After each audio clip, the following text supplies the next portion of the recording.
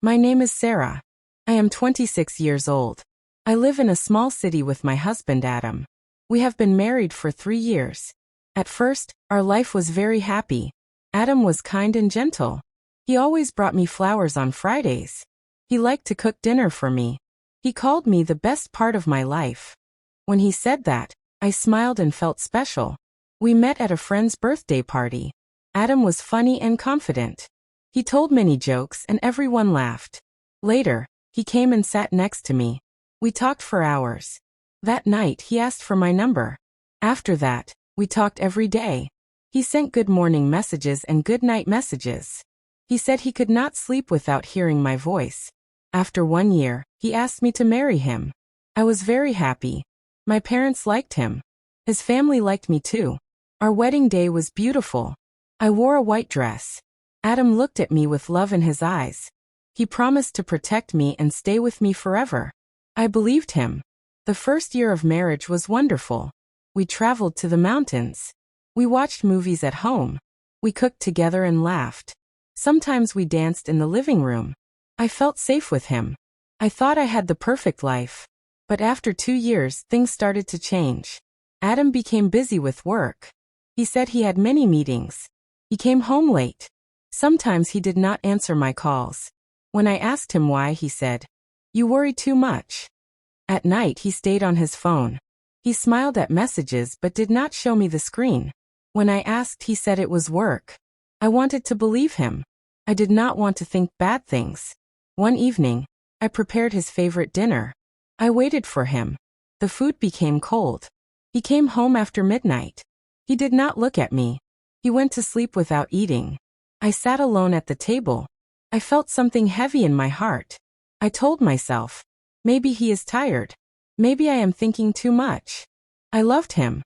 I trusted him.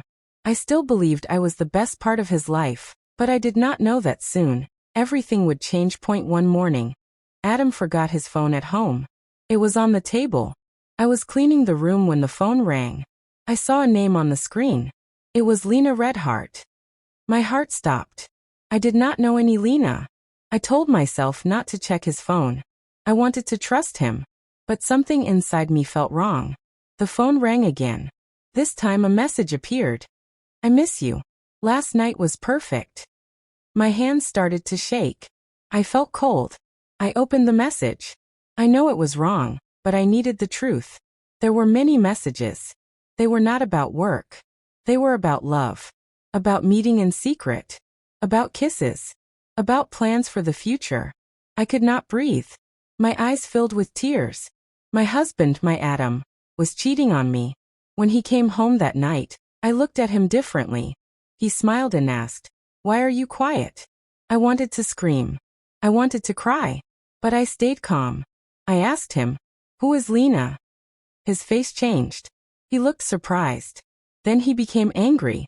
"Why are you checking my phone?" he shouted. I said, "Because I saw the messages." He stayed silent for a moment. Then he said, "It is not serious. It is just a mistake." A mistake? Many messages. Many nights. Many lies. I felt broken. I asked him, "Do you love her?" He did not answer. That silence was louder than any words. I went to the bedroom and locked the door. I cried all night. I remembered our wedding day. His promises. His words. "You are the best part of my life." Was it all a lie? The next days were very hard. We did not talk much. He said he was confused. He said he needed time. I felt like I was losing him. One evening, I saw them together.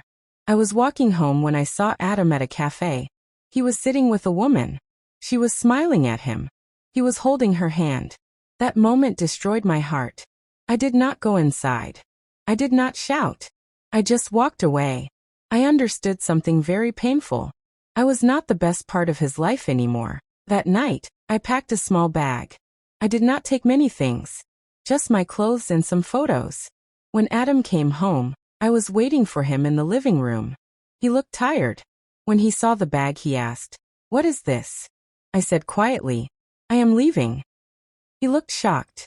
"You are overreacting," he said. "It is not a big problem." "Not a big problem?" I felt strong for the first time. You lied to me, I said. You chose her. You broke our promises. He tried to explain. He said he was bored. He said our life became normal and quiet. He said Lena made him feel excited. His words hurt me deeply. Was love only about excitement? What about loyalty? What about respect? I told him, marriage is not a game. If you were unhappy, you should talk to me, not cheat. He stayed silent. Then he said something that changed everything. He said, maybe we married too young. That sentence felt like the end of our story. I realized something important. I loved him, but I also needed to love myself. I called my sister. She came and took me to her house. On the way, I cried, but I also felt free. The next weeks were difficult. I missed him. I missed our home. Sometimes I wanted to call him, but I stopped myself. One day, Adam came to see me. He said he ended things with Lena. He said he made a mistake. He asked for another chance. I looked at him carefully. I could see regret in his eyes. But I also remembered the cafe, the messages, the lies. I asked him one question. If I did the same thing, would you forgive me? He did not answer. That was my answer. I told him, I deserve honesty. I deserve respect. I deserve real love. For the first time, I felt proud of myself. I was not weak. I was strong. 6 months later, my life looked very different. I started a new job at a small school. I taught children English. Their smiles made me happy. Every morning, I woke up with a new purpose. At first, I felt lonely. I missed having someone next to me at night. But slowly, I started to enjoy my own company. I read books. I visited my parents more often. I spent time with friends I did not see for years. One day, I looked in the mirror and saw a different woman. She was stronger, braver, wiser. I understood something important. For a long time, I thought Adam was the best part of my life. I thought my happiness depended on him. But I was wrong. The best part of my life was not a person. It was my self-respect. It was my courage to leave when I was hurt. It was my decision to choose peace instead of pain. Sometimes Adam still sends messages. He says he misses me. He says he understands now. But I do not answer. Not because I hate him, but because I love myself more.